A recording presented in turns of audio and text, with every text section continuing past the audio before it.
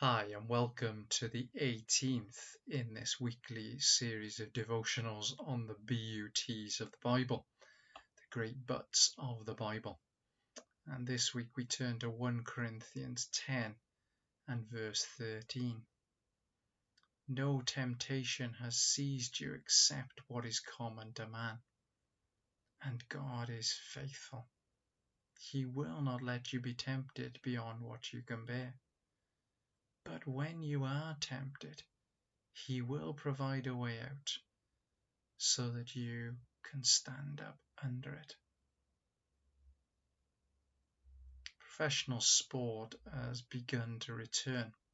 There aren't any crowds watching in the stadiums, and the players have had to go to extraordinary lengths to make sure that they're COVID-free. But sadly, some have succumbed to the temptation of breaking the strict rules of restriction. We've seen an England cricketer banned from playing in a match because he went home when he shouldn't have.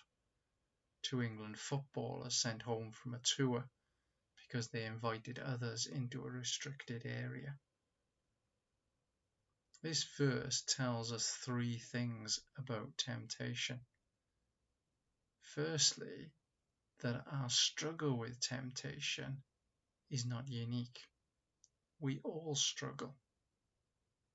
Secondly, despite how we feel, we can refuse temptation. There are limits to that temptation. And thirdly, despite how it looks, there is a way out of our experience of temptation. We can stand against it. The Irish poet and playwright Oscar Wilde famously said, "I can resist anything except temptation."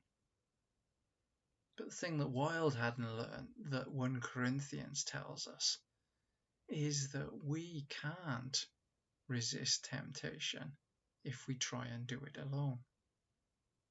We need to do it with a faithful God and often with the support of others. You'll heard the story of the man who fell down into a hole. When he was in the hole, he looked up, unable to get out, and shouted to a passing priest, who looked at the man's dilemma, wrote him a prayer, threw it into the hole, and walked on. He then saw a doctor, shouted up to him for help. Doctor wrote him a prescription, threw it into the hole, and walked on. But then he saw a friend walk by, and he called to the friend. The friend, seeing his dilemma, jumped in the hole with him. The man turned to his friends and said, "What are you doing? Now we're both stuck here." But the man's friend turned to him and said, "Yes, but I've been in this hole before, and I know the way out." The Bible tells us that Jesus himself was tempted in every way as we are, but was without sin. Jesus and those friends around us are put there to help us through the struggles of temptation. But this verse reminds us as well of a faithful God in temptation who limits our struggles.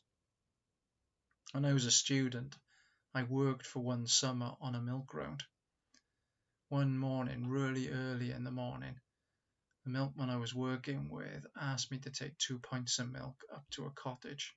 As I walked up the path in a very dimly lit part of West Wales, I was still very much wanting to be in bed, when suddenly I heard the snarling of a huge dog. I turned to see this dog racing towards me, and as I froze on the spot, expecting him to sink his fangs into my arm, suddenly I saw the dog recoil. He was on a chain that couldn't quite reach the path, but because of the light and the fact it was so early in the morning, I hadn't seen the chain. I hadn't seen the limitations to where the dog could reach. God will limit our temptation, we're told in this verse, to what we can bear if we trust in him as our faithful God. And He'll also show us the way out, as in that story of the man in the pit. Jesus, who has come to us to be with us in our need, and indeed to deal with our problem of sin, shows us the way out and the way through temptation. We need to remind ourselves in reading this verse that temptation is not the sin, but it is the top of the slippery slope that so often leads to it. But it reminds us in this verse that we can stand against it. It's good to find strategies that help us in temptation. One of those might be to read that passage about the full armour of God. There it reminds us that when we put on that full armour, we're prepared to stand in the fight.